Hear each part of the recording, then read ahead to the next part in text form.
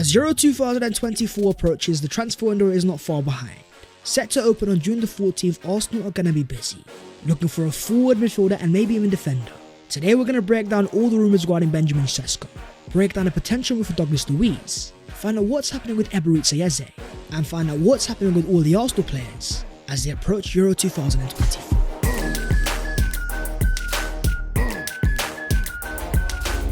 Yo, what is going on guys? My name is Baz14, welcome back to Boys channel, and as the Euros approach and the window officially opens, let's just say we've got a lot to break down. So as per, don't forget to smash a like on the video if you enjoy and subscribe to the channel if you are new.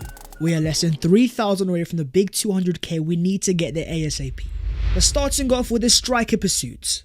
Going into the 2024 window, one of the main priorities for Mikel is a new striker, improving the forward line and taking us to a new level. We may have scored our record amount of goals last year, but it's time to level up.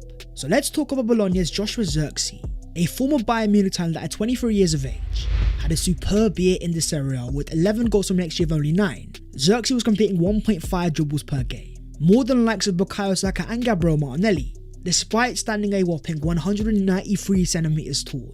The definition of pace and precision.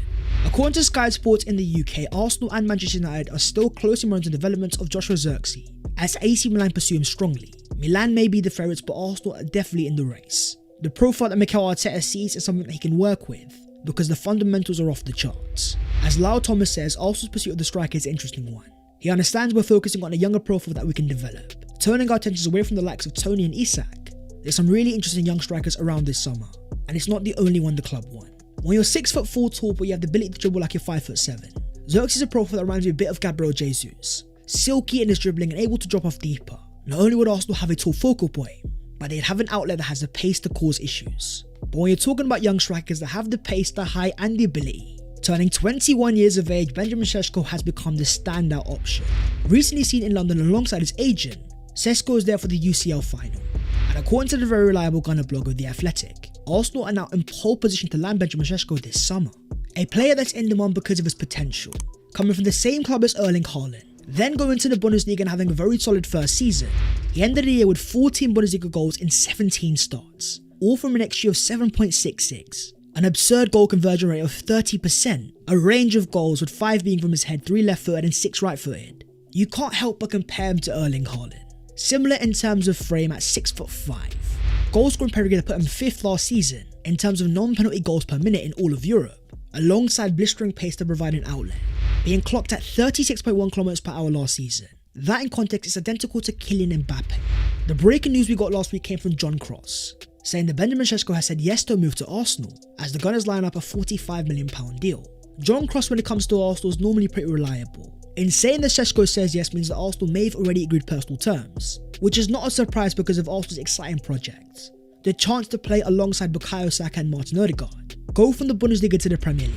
But as reported by Fabrizio Romano, Sesko has still taken a few more days to decide his future. RB Leipzig could put forward a new contract on the table, while Sesko said no to a €30 million net salary from Saudi. Man United, Arsenal and Chelsea have all approached Sesko since March and April. When you're a man that level in demand, with a release clause on his contract around €60 million that's set to expire at the end of June, as impressive as Kai Havertz was at the end of last season, Sesko is a more natural centre forward. Similar to Erling Haaland in the fact that he loves to stay down the middle, staying positionally disciplined because he wants to score goals.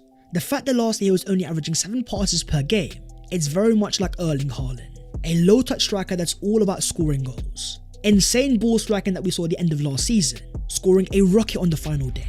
In comparing him to Kai Havertz, you'll notice they are not the same players. Where Havertz excels, Sesko struggles, but he thrives at where Havertz falls short, potentially being a complementary partnership. You think about Man City and the combinations of Erling Haaland and Julian Alvarez. Then you go back to Arsenal's first game of last season against Nottingham Forest. With Timber and Partey fit, Arsenal were able to deploy the diamond. Havertz at the tip with Odegaard and Rice around him, having a 6'4" secondary striker alongside a 6'5" main striker. Nicolas Jova must be licking his lips in terms of set piece possibilities. But as Team Using Tick says, no one is going to activate Sesko's release clause unless they know he's told them he's going to sign for them. Then it's highly likely that only one club will activate his release clause if he is to leave. We may hear news that he's decided soon, but I wouldn't expect anything complete until July.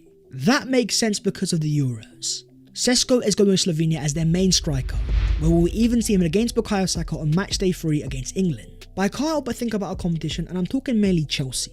a club become known for taking Arsenal's transfer targets, finding a similar former Man City assistant as their manager now. Have a look at their agent fees. Since February 2023, they've handed out a whopping £75 million paid to agents and intermediaries, compared to Arsenal's only £24 million. These guys will go above and beyond trying to convince the player's agent. But if Benjamin Sesko wants to play in the Champions League, compete with the team trying to win a Premier League title, the prospect of working on the Mikel Arteta will be a no-brainer. In terms of the decision, according to Fabrizio Romano, I expect Benjamin Sesko to make a decision very soon. The striker targets also lead us back to the Serie A, where the name of Victor Osimhen has always been of interest. With Napoli finishing 10th in Serie A last season and not even qualifying for Europe, Osimhen's got a release clause in his contract over £100 million, and surely he wants to play in the Champions League. As Gianluca Di Marzio says, we assume that Osimhen will leave this summer. At the moment, there is only Arsenal in for him who are far from the clause. If he were to leave, at the moment it's not certain, their first choice to replace him would be Lukaku. Arsenal's interest would be no surprise, but what about Chelsea?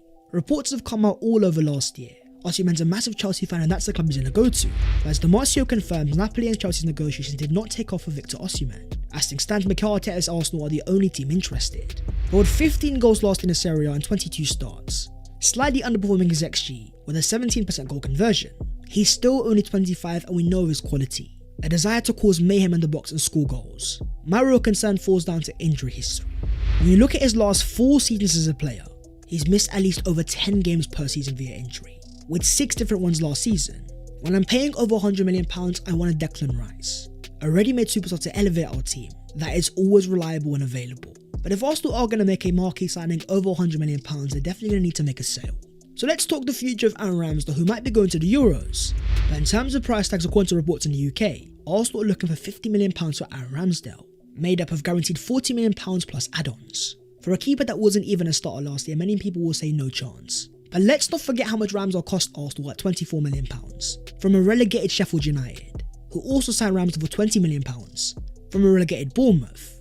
How can you come to Arsenal, become an England international, prove that you can play in a title competing side, then get named in the PFA Team of the Year, sign a new long-term contract, and not at least hold value over £30 million?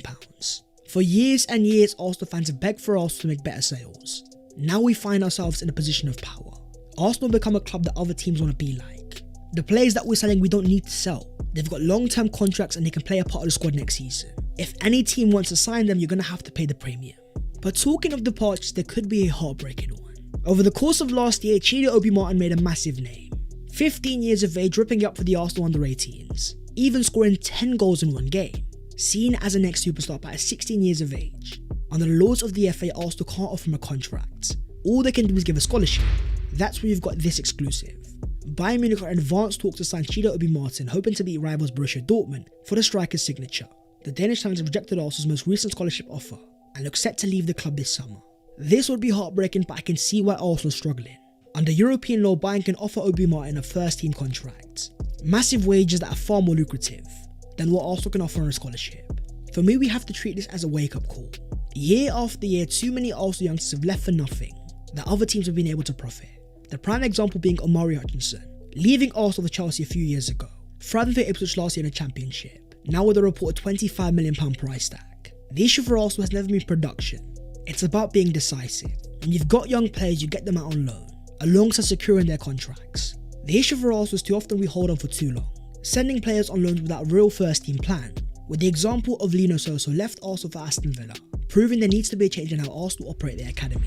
Moving on to Arsenal's midfield targets. As great as a new striker may be, a common belief in the Arsenal fan base is a new midfielder might be the bigger priority. So let's talk targets and let's talk Aston Villa's Douglas Luiz, who according to reports has become a target for Juventus and Arsenal, as Aston Villa look to sell players to comply with PSR rules. The price tag is set at £50 million for the Brazilian, a player that Arsenal have history with, having tried to sign him deadline day 2022, making 3 separate offers that were rejected. As Mikel Arteta once confirmed, we tried, and at the end of the day, we have to bring players that we feel are right. But this one we didn't manage to do. He's clearly a player that Mikel fancies, and it makes a lot of sense why. Not only is Luiz comfortable at playing as a number 6, but with 9 goals and 5 assists last season, as the heat map of Luiz shows he favours the left-hand side, a passing profile that can complement Gabriel Martinelli. What I love the most is the fact that he's punchy with the ball, always looking to progress and break the lines. As Fabrizio Romano confirms, Douglas Luiz could leave Aston Villa. He's always been appreciated by Arsenal. Let's see if they return or not, but at the moment, Arsenal are not actively working on this deal. But one team that is working is Juventus, with Fabrizio confirming that Juve and Villa are set to talk again about Luis in the next few days. But the only way to make a deal happen is by including players to join Aston Villa, or there's no chance. But if it's a brand new midfielder that Arsenal want, there is an opportunity coming out of France. According to L'Equipe, PSG and AC Milan are set to rival Arsenal for the signing of Youssouf Fofana, a 25-year-old French international midfielder linked to Arsenal last summer, seen as an alternative to Declan Rice.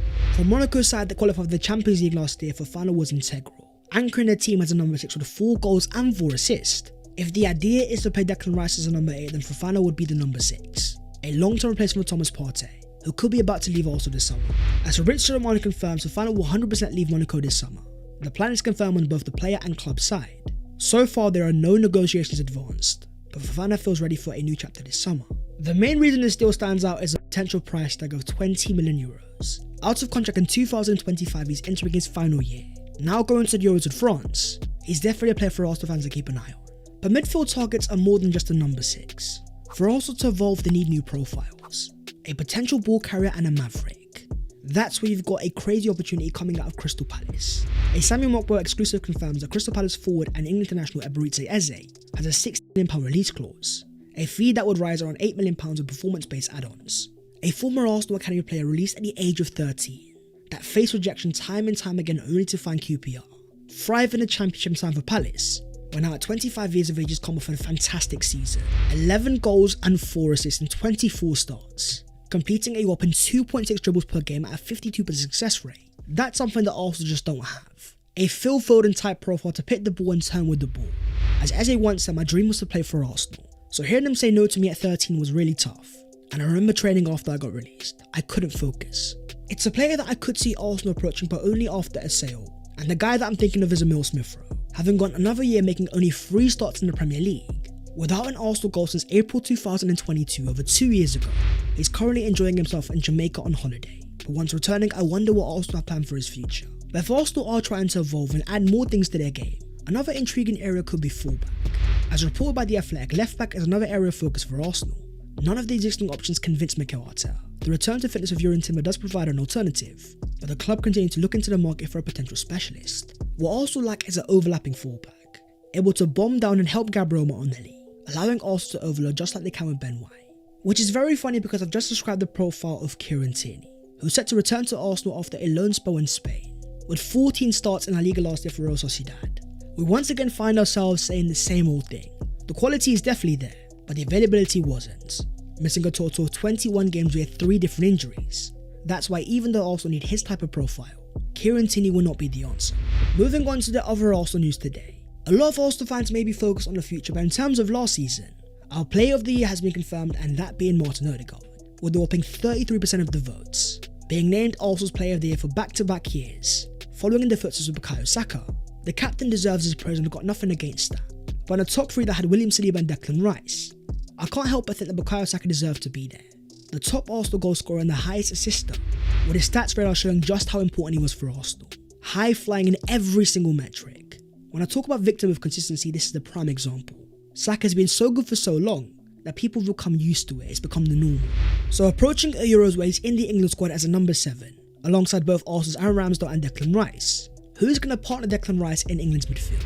Well, according to Matt Lord, Trent Alexander-Arnold is now in pole position to start alongside Declan Rice as a midfield partner for the Euros. When you've got the options of Jude Bellingham and Kobe Mino, the rogue option of Adam Wharton, Trent and Rice is going to be an intriguing pivot. But what about the rest of the Arsenal players on international duties? From Martin Odegaard dropping a masterclass for Norway, to Leandro Trossard scoring once again. Likewise the case with Gabriel Martinelli. You also had a man of the match performance by William Saliba, winning 100% of his aerial duels, completing 95% of his passes, 98 touches, 8 duels won, 3 turnovers, 2 successful tackles and 1 interception. Seeing the way this guy has blossomed, it deserves to be spoken with chest. So as Saliba himself says, I think I'm in the top 3 defenders in the Premier League as things stand. We finished with the best defence in the league. This is what I now want to see from Arsenal players. As fans, we know how good the likes of Saliba, Saka and Co are, but now it's for themselves to realise. Play with confidence and arrogance, to go out there and show authority. As Saliba says, when I came back from loan, Mikel Arteta was there and he took me to another level. He's one of the best coaches in the world. He looks at every DO and hates defeat. We work on each match differently. He's taught me to have a good attitude. Sometimes he thought I was a bit soft in training, so he asked me to be meaner. In fact, he wants the opposition to be afraid when they see me. But approaching the Euros, there is one more player that I think could have a standout tournament. That is the homeboy Kai Havertz. Playing in Germany for Germany as a starting centre forward as confirmed by Julian Nagelsmann. He was once again on the score sheet in his last appearance. A lovely finish to equalise for Germany that showed confidence that he didn't have at the start of the year. He also had this recent video come out of German training, showing Havertz with an absurd first time finish. Another example of confidence. And working alongside Mikel, Havertz is once again believing in himself, trying things and taking risks, being decisive in his actions, and speaking recently as he said, "I clearly see myself as a number 9 for the national team and now that's what I am for Arsenal. I don't mean a classic 9, but where else are they available? The players who are waiting no longer exist in modern football. I'm someone who enjoys letting go and making deep runs, but it's also clear to me that I will be measured by goals. In the Euros tournament in his home nation in Germany, which Arsenal player do you believe is going to have a standout tournament?"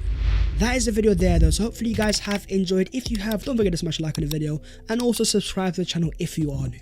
If you want to follow your boy on all of his social medias, then the links are down below in the description. But that was the latest episode of the Transfers FC, and as we approach the Euros and things get intriguing, let's see what happens for Arsenal and their transfers, and if we sign a certain Benjamin Sesko. Anyways guys, I'll see you soon, take care, and God bless.